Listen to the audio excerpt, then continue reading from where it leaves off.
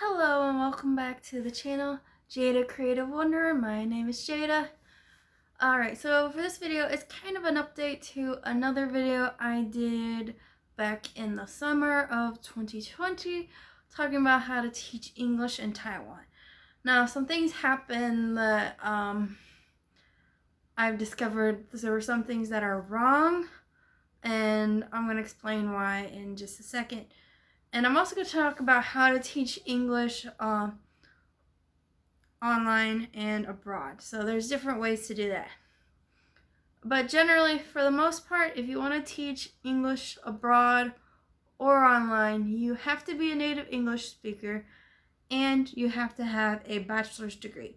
Doesn't matter which one, just as long as it's a bachelor's degree from an accredited university. Now, there are some cases where you can teach English abroad without the bachelor's degree, and you'll just start out with less money. So Cambodia and Vietnam are some of those places. Now, it might just be harder for you to find a job, and also that could change. There might come a time where there's less demand for English teachers, and they'll only allow for people with degrees. I'm just saying that could be a possibility, because I believe that it was like that in other countries, and then the requirements became harder over time. But for now, Cambodia and Vietnam are good options that actually do pay well. There are other options in South America, but they don't pay well, so I'm not even going to talk about them. So for me, I've only taught in Taiwan, and in Taiwan, you have to have a degree, and you have to be a native English speaker, and generally you have to be very careful about which school you pick, because some won't guarantee you a good schedule. They might only give you like 8 hours here, 10 hours there. You need to have 20 hours a week, in my opinion, of teaching. That doesn't count the grading. 20 hours a week teaching is enough to make pretty good money to live, pay some of your student loans, and also save. So that's what I'd recommend doing. Alright, so in my previous video, I talked about my TEFL. The one I got was through a school called Hess. They have a lot of locations in Taiwan, and they actually have a few in other places, but it'll usually just be like one branch in one city in another country, and that's about it. But the majority are in Taiwan. This school has a lot of mixed reviews, but I would recommend it if you are dead set on going to Taiwan.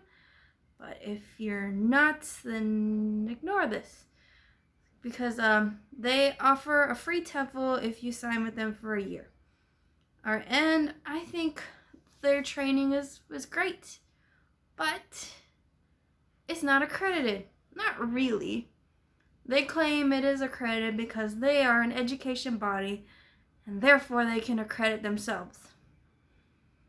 That's not my definition of a credit, but my definition would be that you have to be a university to accredit something. They are not on a university, so yeah, that TEFL would only be good in Taiwan. It could probably even work at other schools in Taiwan if you had that TEFL, but it will not be sufficient for online teaching, or even probably in a lot of schools in other countries. So keep that in mind. I did not know that until I tried to apply for online teaching back in December of this year, and I discovered that it didn't have a number, and the online schools did not recognize it as an official TEFL. So A friend of mine recommended a TEFL that was really cheap, and I was skeptical about it because it is so cheap, but I recommend it if you plan on teaching online and don't want to teach abroad, but it's not enough to teach abroad in my opinion.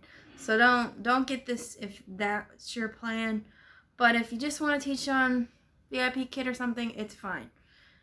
So I use International Open Academy. If you get the app Groupon, you can usually find International Open Academy's TEFL for like $20 or less. And I was like researching it to make sure it wasn't a scam, and it's not.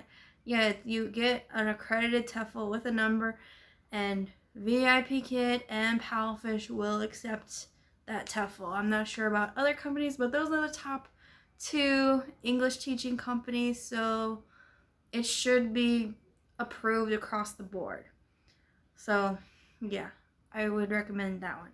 Now, for teaching abroad, you'll have to do more research yourself to find a good program that will help you gain a job and help you navigate moving to another country. I think that's the main reason why I chose the Hess one, because they also like helped you find an apartment and they picked you up at the airport when you landed, and I needed that cuz I've never even lived in another town.